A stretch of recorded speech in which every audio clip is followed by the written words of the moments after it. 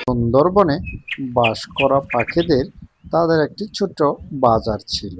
সে বাজারে এসে তারা সবসময় বাজার করত। কে রে টুনা, তোর কি মাছ লাগবে কিনা? তোর মাছ লাগলে তুই আমার কাছ থেকে নিতে পারিস।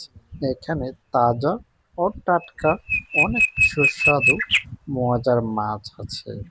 তোকে আমি দিই, তুই নিয়ে যা। মাছ দিচ্ছি তোকে। চালাক মাছ ব্যবসায়ী কালু টুনাকে বোকা বানিয়ে পচা কিছু মাছ তাকে দিয়ে দিল। সেগুলো বাড়িতে নিয়ে গেল টুনা।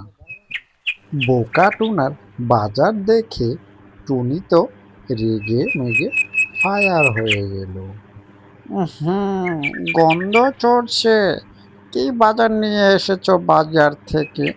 যা গন্ধ বেরোচ্ছে, মনে হয় তুমি আজকেও পচা মাছ নিয়ে এসেছো বাজার থেকে। তুমি রোজ রোজ পচা চচা বাজার সদার নিয়ে এসো আমার ঘরে। একটা দিনও ভালো কোনো কিছু আনো নাই বাজার থেকে। তোমাকে সবাই বোকা বানিয়ে পচা দোচা মাছ, তরকারি, সবজি সব কিছু গুছিয়ে দেয়।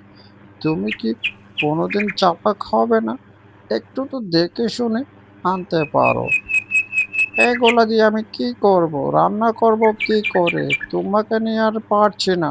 টোনার এমন রোজ রোজ কর্মকাণ্ড দেখে টুনি তার বুড়িমার কাছে চলে আসলো।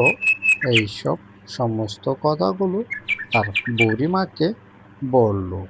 মারে, তোর সব কথাই আমি শুনলাম, বুঝলাম, কিন্তু টোনাকে তুই কি করে শুধরাবি? সে তো খুব বোকাশোকা, সহজ সরল। সবাই তাকে ঠকায় কাজে কর্মে যেখানে যায়। তবে আমি কি বলি, এমন স্বামী আজকাল পাওয়াটা খুব ভাগ্যের ব্যাপার। তুই একটু বুঝিয়ে সুঝিয়ে মানিয়ে নে না রে। দেখবি আস্তে আস্তে সব ঠিক হয়ে যাবে। যা মা, রাগ করিস না, বাড়িতে চলে যা, গিয়ে রান্না বান্না করে দুজনে খেয়ে নে। এদিকে মরণ মশাই টুনার কাজের পরিশ্রমের টাকা স্বল্প পরিমাণ দিয়ে টুনাকে বিদায় করে দিল। এদিকে টুনাকে নিয়ে টুনি একদিন বনদেবীর কাছে গেল। বনদেবীর কাছে সম্পূর্ণ কথা বলল। বনদেবী বলল যে টুনা অত্যন্ত ভালো ও সৎ। তাকে সবাই ঠকালে তাতে কি হয়েছে? তার তো কোনো সমস্যা হবে না, যে ঠকে তারই সমস্যা। টুনাকে আশীর্বাদ করে দিল। তারপর থেকে টুনা আস্তে আস্তে চালাক হতে লাগলো। কেউ আর টুনাকে ঠকাতে পারেনি। এভাবে টুনা টুনি তাদের সংসার ও জীবন উন্নত করতে লাগলো আস্তে আস্তে এই সুন্দরবনে।